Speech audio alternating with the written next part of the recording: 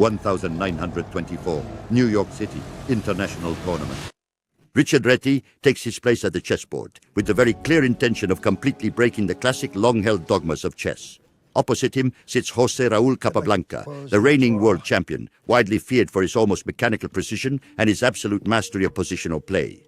Réti understands that directly contesting the center would be tantamount to accepting his opponent's rules. For this reason, he makes a conscious, modern, and profoundly strategic decision, and he makes the choice to play the Réti Opening. The Réti Opening commences with the move knight to f3, a strategic play that deliberately avoids committing central pawns right from the outset, and instead prioritizes the rapid development of pieces. His main idea is clear: to control the center from a distance, to provoke the opponent into occupying it, and then attack it later with much greater flexibility. After Sapphire 3 of 5, Black claims the center in a classic manner. Réti responds with c4, immediately challenging that pawn and compelling the opponent to make a crucial decision.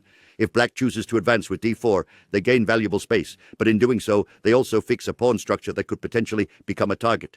Consequently, e3 prepares the development of the bishop and a direct attack against that advanced pawn. Following c6, which solidifies the center, e takes d4, c takes d4. This leads to an open position where the white pieces achieve early activity and find good squares. This structure allows white to play with initiative without having incurred any significant weaknesses. In a more solid approach, after c3, c6, c4, and e6, Black opts for a flexible development. Réti continues with g3, an unmistakable sign of a fianchetto and long-term control of the central squares. After the moves d5, g2, and e7, White successfully completes its natural development plan by castling, effectively securing its king and connecting its rooks. The resulting position is a highly strategic one, rich in potential maneuvers, where White consistently pressures the Black center without having fully revealed its entire structure just yet. The Réti Opening doesn't aim for quick advantages, but instead focuses on creating strategic discomfort for your opponent.